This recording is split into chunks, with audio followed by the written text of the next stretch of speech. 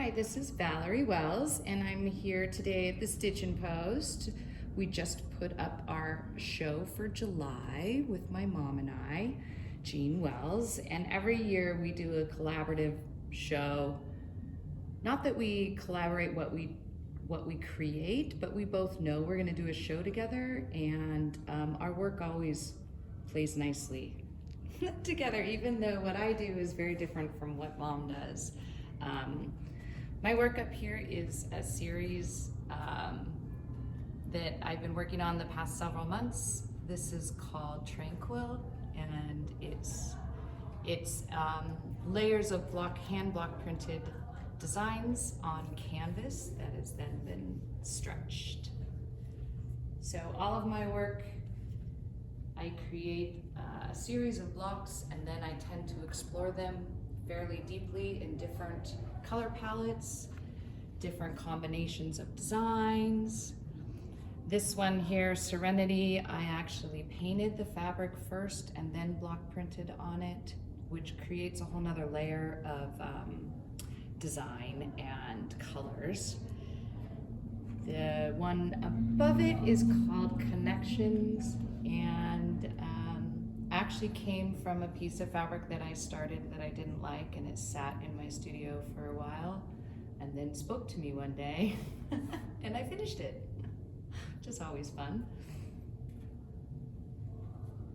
This next piece was a hand-dyed indigo fabric. I love to dye indigo, and I created this sort of moon in the center and block printed around it, which is really interesting because you have to play with color in different ways when you're printing on dark fabric versus light fabric. So that is called Midnight. I have this little series of 8 small 5x5 pieces that I had block printed a large piece of indigo, and then cut it apart and started adding these appliqued motifs on there, and then I did a bunch of stitching on it within the block before I stretched it. I like combining the elements of different fabrics and different fibers. So a lot of this has been experimentation. I have a series of block printed bags because, as most of you know, everyone needs a zipper pouch, if not lots of them. So they are printed with my 4 very important inspirational words in my life: inspire, joy, love, and grace. Each one is different in the series. I used some old Marimekko fabric that my mom had given me that had been sitting in my studio for a couple years, and thought it would be fun to block print on.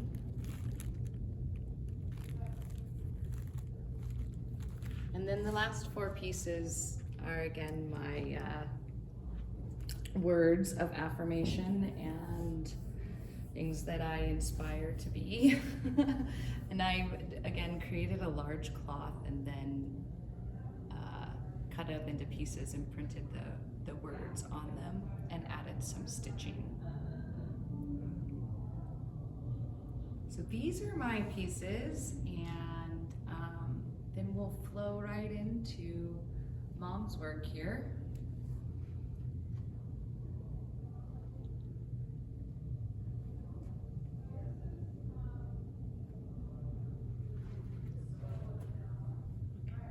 This year, I chose a favorite saying of mine that I found years ago. Nature always wears the colors of the spirit, and it's by Emerson.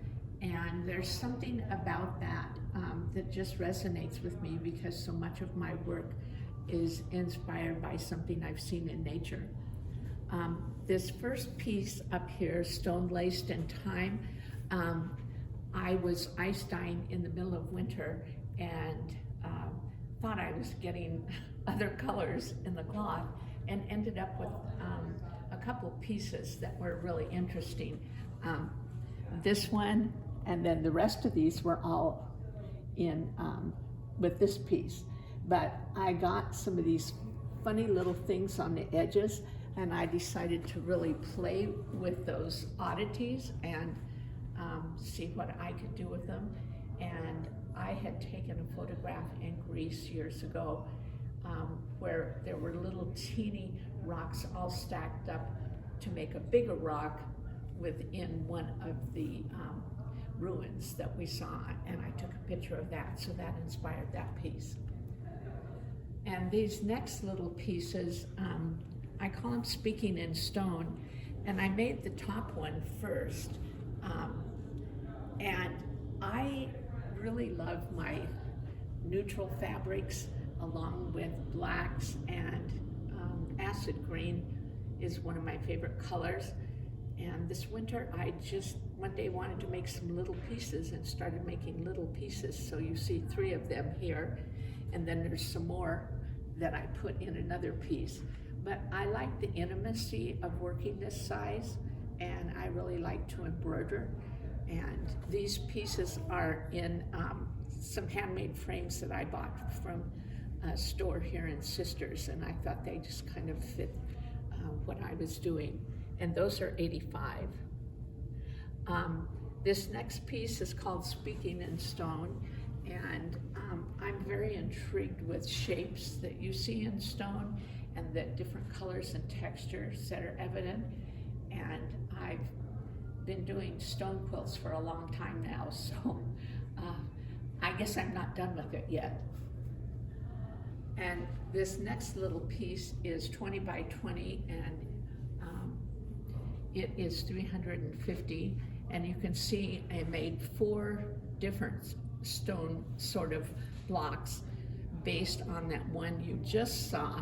And there was something about turning the stone pieces vertical that I was really enjoying. So you see 2 vertical and 2 horizontal.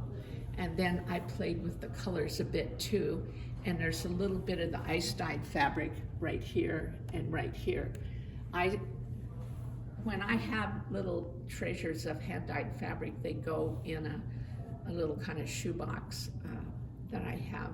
And then I know where those little pieces are when I think about them and want to put them in something. This piece up above, I first made one this size as a table runner, and we have it up in the store, and people are always wanting to buy it. So this year when I was teaching my fused fish classes, I made a whole bunch of them, and so you see 5 of them here, and this could be a wall hanging or a table runner, but they are all fused. And it's kind of like painting. You're working with triangles to create the different color patterns and the texture within the fish. Okay, I love doing rice bags, and these are 3 of the ones that I created this year when I was doing an in-store class, and then we did an online class. They're all $60. They have lots of stitching because I enjoy stitching, but I think what the most fun is it's a little bit smaller project, and I like pulling the fabrics together and trying to create a composition that, you know, is going to be dimensional compared to, you know, against a wall. And I kind of have a system now, and you can see a video online that I did about the planning, so that I make sure that my best part of the plan doesn't end up on a corner. It ends up more on a side area. So if you think you want to make a rice bag, you might want to look at the video. I did an incubation series about nests, and I'm ready to part with this one now. You know, for a while, I have a hard time parting with things that I make. I had done some fabric dyeing using rust, and so the rusted pieces I then stitched over some of the parts of them, and you can see some in here. So this is really kind of a collaborative piece in terms of the kind of materials that are in there. And then I used real branches, and I tacked them down with embroidery thread and done some other sort of embroidery, just collage-like pieces you can see right in here. But it's called Incubation 3. It's 23 by 41, and it's $8.75. These 3 pieces are some more studies. I like to try out combinations of fabric before I go to bigger pieces, and I really enjoy working on some of these smaller ones. And I'm always thinking of either a river or a creek or the ocean. There's something about being around water, and you can see that I have glued on some stones also on these pieces, and I've done some hand embroidery and then some machine free motion stitching. And when we get down to this bottom piece, you'll see kind of a close-up of the stitching I did. And I enjoy having something that I can stitch on most of the time. And these are all around like 10 by 15. One of them is, well, the middle one is 8.5 by 14. There's a little bit more on that one, so it's 150, and the top and the bottom ones are 135.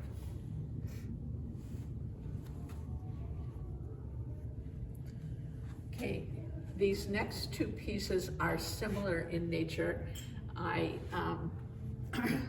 made the top one first, and I call this a waiting spring, and it's because I was making it in late February, mid-March, and you start to see a little bit of green here and there, or a little bit of color, because our landscape gets pretty beigey in the winter. So I was thinking a lot about what was going to be happening. And I like making these pieces that feel like the earth. And this one could kind of be a beneath the earth, because, you know, I have the stacked rock up in here, and then this rock is coming down. It could be under the earth, or it could be a big rock outcropping someplace. But I am thinking about the shapes in the stones and the textures. And I really enjoy not only using hand-dyed fabrics, but also just looking for textured fabrics that are, you know, regular quilting cottons. If they have the right kind of feel and the right kind of texture, then I will put them in my work too. And this, on these 2 pieces, that's called a portrait finish, because this is a quilt behind this quilt, and they've each been quilted separately. But there's times when I finish something that feels like it needs a frame, and so I use this portrait finish. And I do have directions for doing that in my intuitive color and design book. And then we have 2 more pieces that are more ocean-like, and I mounted them on top of a canvas and then pulled the fabric to the back. And so they're a little bit more dimensional. They come out from the wall a good inch. And I put some batting behind them so you really feel the dimensionality. And the top one, I used silk in the back, which was really fun. And then the second one, that's some Nani Iro fabric from Japan that I've been keeping for a special something.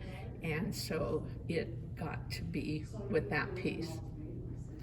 And then this last piece is the leftovers from the first one that you saw, but I took a stone close up and enlarged I cropped it first and then enlarged it to get those shapes, but those were all detailed lines that were in a stone, and I just used it to create an abstract piece.